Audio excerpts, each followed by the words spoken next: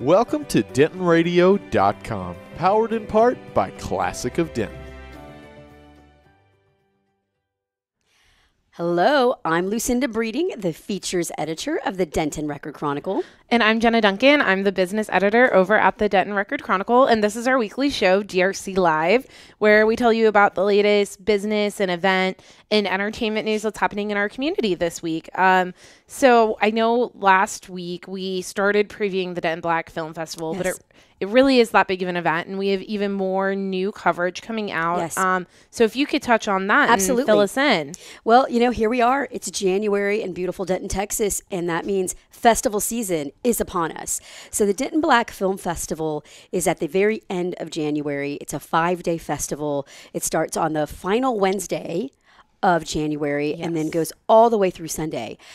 I would love for folks to know about a comedy that is going to be screening at the Denton Black Film Festival this year. Black film festivals are somewhat associated with films about struggle and suffering, and there's a good reason for that.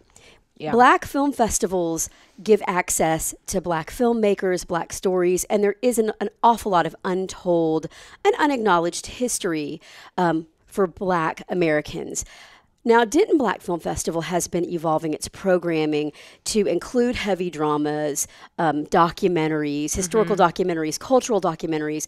But, they've always wanted you to have a good laugh. And this year, an award-winning film titled Bruce. I'm saying it like that because part of the title is the 4 exclamation points. Oh, my gosh. Bruce. That sounds so fun. Now, Bruce is... It's a comedy that's really inspired by 80s comedies where, the guy gets the girl, everything ends with lots of jokes. There is a little bit of a twist. Bruce, the title character, he's a jerk. The way I think about Bruce, because I've had a chance to screen this movie, the way I think about Bruce is if you saw him, if this was a real man and you saw him on Dr. Phil, you'd just be like, get this guy out of here. He's full of himself. He's a manipulative jerk. He A little unlovable. Yeah, except Bruce, who is played by a really remarkable actor named Eden Maryshow, who is also a co-writer and director of this award-winning film, has so much charm. I mean, the first scene is kind of brutal. I mean, you get to see right away why Bruce is considered a jerk, and yet he has this charm. And of course, like a lot of comedies, Bruce is transformed by love. And so this is it's a funny movie. It's got a real diverse cast. It was made by a diverse crew. It's an independent film that has recently been picked up for distribution. Oh. It's going to get a limited run in 25 theaters. I don't know what theaters those are. They will probably be on the coasts. That's generally how that sort of thing goes. But this has been an audience favorite in several. It jumped on the festival circuit in 2017, which is when they finished the film. Obviously, you can't get on the 2017 film festival circuit without it being done. But it's continued on the 2018 festival circuit, which starts early. If you're into movies, and really the big legacy famous film festivals pretty much happen in the first 4 months of the year. But so this is an adult comedy. I would say that it's a PG-13 type film because of content and language. But if you're a fan of, Key and Peele and that kind of comedy that can be incisive and very, very current, but also has a lot of heart. You know how Key and Peele, you can tell when you're watching their movies or their sketch comedy that these are two performers who really, they find something to like about their characters. Yes. Eden Maryshow and the cast assembled around him, which is an up-and-coming cast, too. I mean, these are, the actors in this movie are on television properties that you can see on Netflix and on network TV right now. Okay. They probably aren't totally familiar yet, but, They're getting there. They're getting there. But all of the characters are really likable. even though they're also unlikable. It screens at 2 p.m. January 26th, which is Saturday. And that's going to be at Alamo Drafthouse, Denton, which is over at Town Center. I can highly recommend this if you want to laugh, if you want to see some fresh writing that's also very, very referential to the 80s, which is my era. That's when I started going to see movies without my parents, right? Right. So funny stuff. It's already picking up some awards. And I also think it's really great. I talked to Eden Mary's show late last week. He will not be in town for the festival because he is in a show called Pipeline at the Actors Theater in Louisville, Kentucky. Oh, okay. And it's a serious drama, and it's about the school to prison pipeline. Oh, wow. So he won't be in town, but the actress who's playing his love interest, who is Kira in the movie, she will be in town for that. So, and one thing that you should know is, if you look at the Denton Black Film Festival website and you really feel like the passes are a little bit above what you can afford, you can go to individual screenings, and they're about $10. So if you want to head over to the Alamo Drafthouse and see that screening, just know that you're also going to get to choose from the menu and the bar at Alamo Drafthouse. So, and the other thing that I have coming up that's also related and about the Denton Black Film Festival, in Sunday's art section, we're publishing a story about this brand new partnership between the Black Film Festival and Alamo Drafthouse. I had the privilege of sitting down with Linda Eady, who is the film programming director for the Black Film Festival, and I got to talk to James Wallace, who is the creative director for Alamo Drafthouse Cinema DFW. Okay, and The company, the movie company, has for a long time been kind of associated with Austin film festivals. And this movie house, which is new, they are very interested and dedicated to being part of not just, Denton's media and culture and entertainment scene, but also the film community. And so there are going to be quite a few screenings at Alamo Drafthouse. Now, that's exciting. Yeah, it is. And that's a really different experience than I think that a lot of people might be used to if you've been going to a lot of these festivals for a few years like I have. Yes. I'm really trained to have like that campus theater experience. Yes, which is also good. Which is great, and it makes it feel more festival-y, but I think that that's such an opportunity for people who might not find that as accessible and who aren't used to going to that type of programming. Having a more familiar option, obviously parking is going to be better out there than it is downtown for some of the screenings. So that's really interesting for people. The Anchor Cinema is the campus theater, so there's going to be lots of programming there. But Alamo Drafthouse is already partnered with them, and they are going to be doing screenings, Black Film Festival screenings in the Big Show. And what the heck is the Big Show? If you haven't been to Alamo Drafthouse yet, they have a state-of-the-art screening room that has a laser projection system that is the most crisp, high-definition film experience I've ever had visually. Wow. But they also have that incredible surround sound.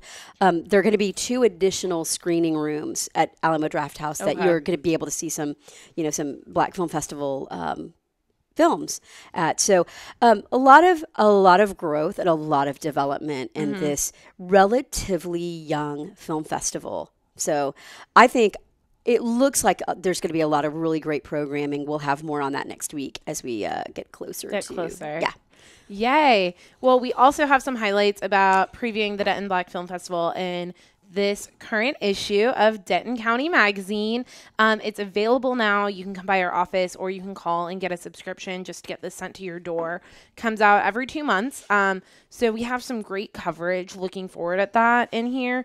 And then there's also some other stories we're talking about, like the UNT Keeney series, which is the elite speaker series that the University of North Texas holds that raises money for scholarship opportunities. There's also a look in here at one of my favorite, Combs Coffee in Corinth, which they're always at Community Market doing drip. But the owner, James Combs, has won national coffee brewing competitions. And so there's a nice little profile of him in here where you can learn a little bit more about his business. And then also a barista from West Oak who's done a lot of these competitions with him. That's really cool. And then for me, one of the things that stands out in this publication that I followed up on is it's looking at the mini mall fire 1 year later, which, as we know, devastated the heart of our downtown the morning after Christmas. Yeah. And it completely destroyed, the mini mall. Yes. And it led to it being bulldozed, and we've had that empty space sitting there for months now with nobody really sure what's going on with it. In this issue, the writer who did the story about the mini mall fire was able to actually get a statement from the owners of the property, which we haven't done, which understandably, I think they just didn't really want to deal with media. And I know our former crime reporter, Julian, worked really diligently to talk to them. But I think that when they realized that the building was a total loss, that they kind of hit their breaking point of communication and really focused on just getting everything done. So in here, the owners say that they're selling the property. Nothing has been officially listed. There's a website called LoopNet. Is it .com or .net? I'm not sure, but the website's LoopNet, where you can search property listings in the area. It's not posted there, but when I asked Julie Glover, who's our downtown liaison for the city of Denton and who knows the history of every single business and every single building, she is a amazing. living Denton encyclopedia. Yes. She said that she had heard that the owners are quietly kind of floating this around. They haven't put out an official listing because I can only assume how insane and how inundated they would be with requests if they did just, publicly post something. But they are shopping around selling that property. And whenever that sells, it's going to be a really big deal for our community. That's going to be the first new building that we've had on the immediate square. That's right. In decades. Yes.